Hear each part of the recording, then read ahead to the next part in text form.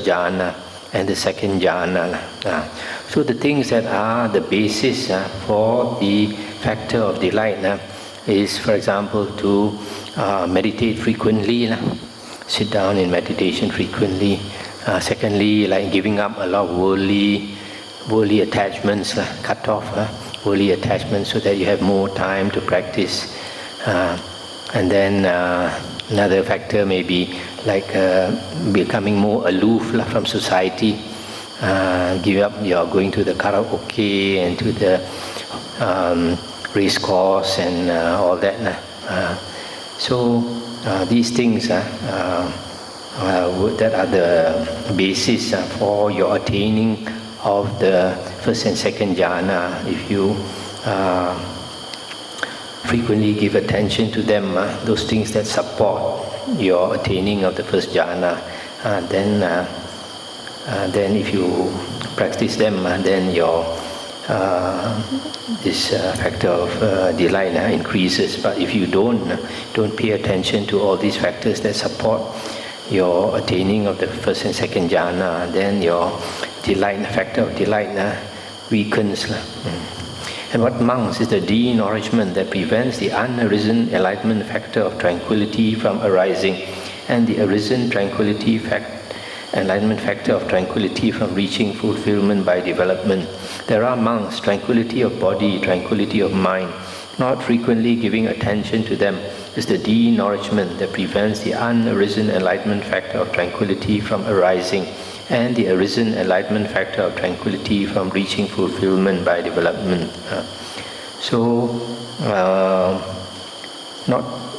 Not frequently giving attention to tranquility of body and tranquility of mind, and the conditions that support tranquility of body and tranquility of mind. If you don't give attention to them, then your this factor of tranquility weakens. And what monks is the de-nourishment that prevents the unarisen enlightenment factor of concentration from arising, and the arisen enlightenment factor of concentration from reaching fulfillment by development. There are monks, the sign of serenity, the sign of non-dispersal. Not frequently giving attention to them is the de-nourishment that prevents the unarisen enlightenment factor of concentration from arising, and the arisen enlightenment factor of concentration from reaching fulfillment by development. So the sign of serenity and the sign of non-dispersal, those things that give you serenity of mind, non-dispersal of mind, if you don't pay attention to them, then your factor of concentration weakens. For example, if you don't constantly keep your mind concentrated by chanting, instead you go and make your mind disperse by giving attention to sights, sounds, smells, tastes and touch and thoughts, then all your energy goes out to the six senses and your mind becomes scattered.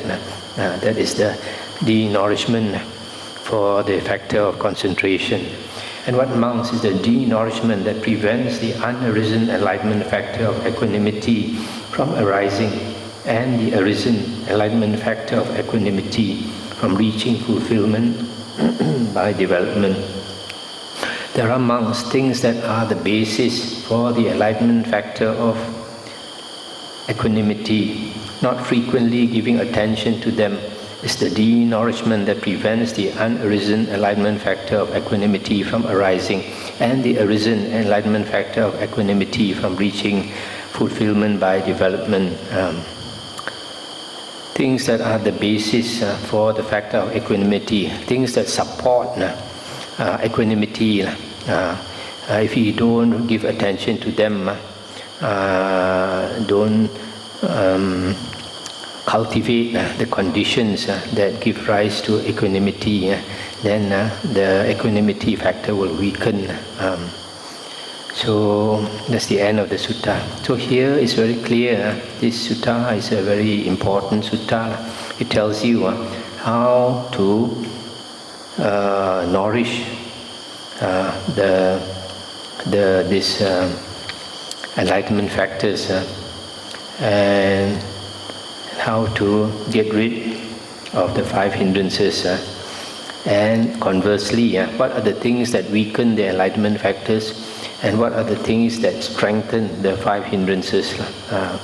So if we understand these conditions, then we know how to practice to develop the 7 factors of enlightenment and to weaken the hindrances. So I'll stop here because tonight we've gone over an hour.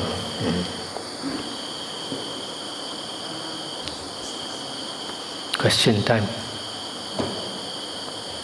Discussion.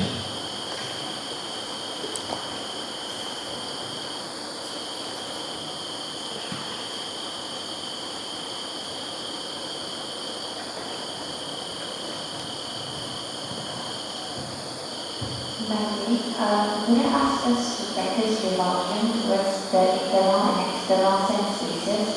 What is the Buddha mean by revulsion?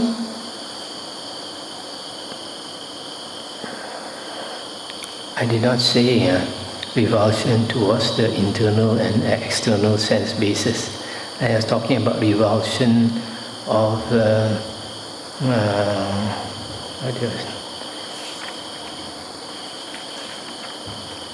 where was that? But we are actually referring to another sutta, the Gotama Samyutta.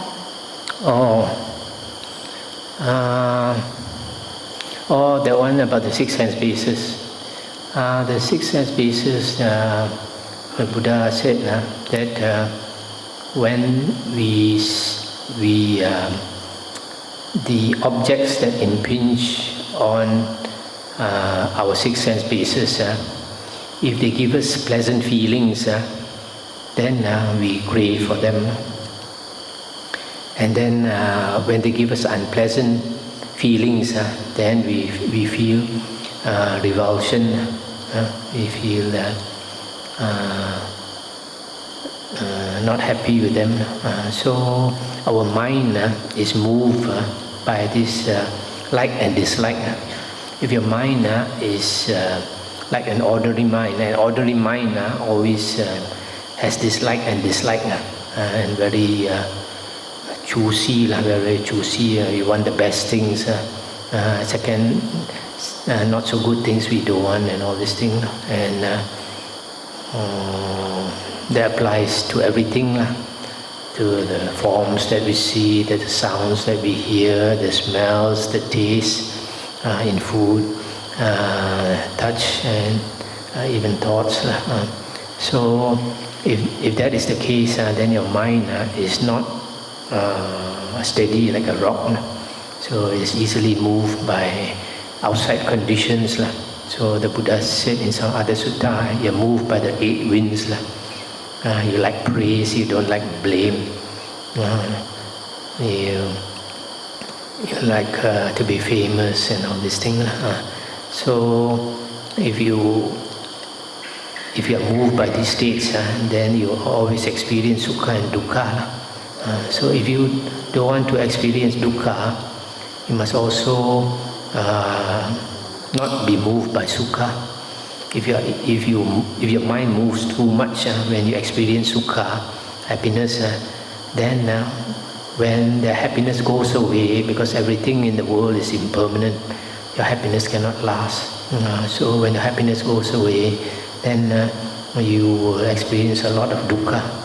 But if you train your mind not to be moved by sukha so much, then when dukkha hits you, you also don't move so much.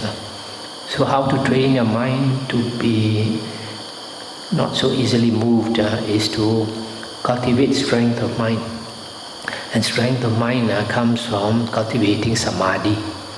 We have samadhi, we train the mind to focus. And when the mind trains itself to focus, then it develops muscle power in the mind.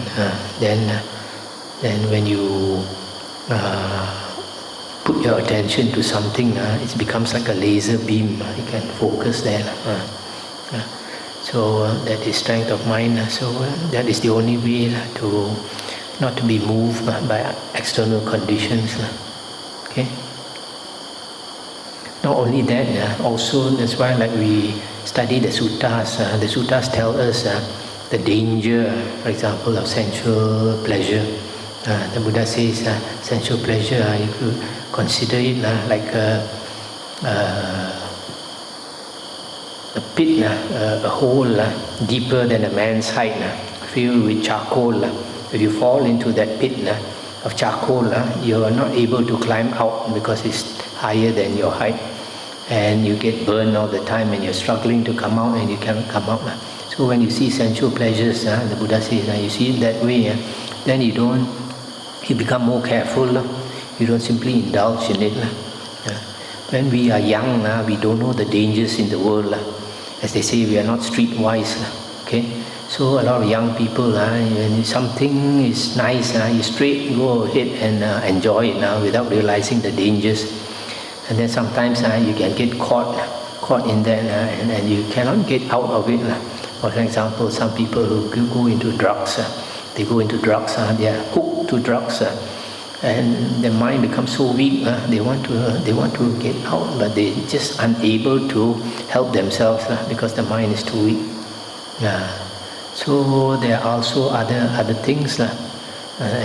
Drugs is one extreme, but there are many other situations. For example, a lot of young people, when you're young, you think, it's very good to fall in love. Then after you fall in love, and then when you get your hands burned, your heart burned, then after that, next time somebody wants to fall in love with you, then you become very careful. So the world is like that. When we are young, a lot of things we don't know. So the Dhamma is teaching us to lead our life in a skillful way, to differentiate between wholesome states and unwholesome states. States that give you happiness and states that give you suffering. There are a lot of states that give you happiness for a short while, and you think it's very good, but the end result is suffering. As they say, Thảo ti bôi kho, xin tìm hào phú. So these are the things in life a lot of people don't know. So when we learn the Dhamma, then the Dhamma teaches us. For example, if you didn't study the Dhamma, you didn't realize that life is so dangerous that when you pass away, a lot of people will go into the ghost realm.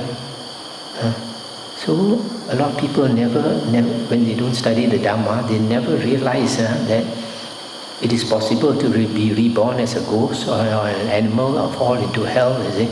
But the Dhamma tells us that it is very possible. In fact, most people after dying go into the ghost realm because we have used up our blessings, our store of blessings as a human being.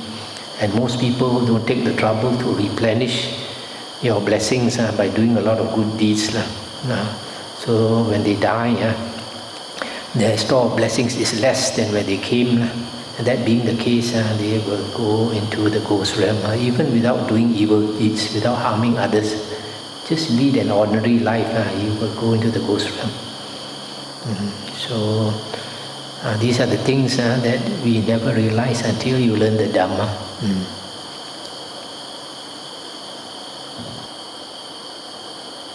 Okay, shall we end for tonight?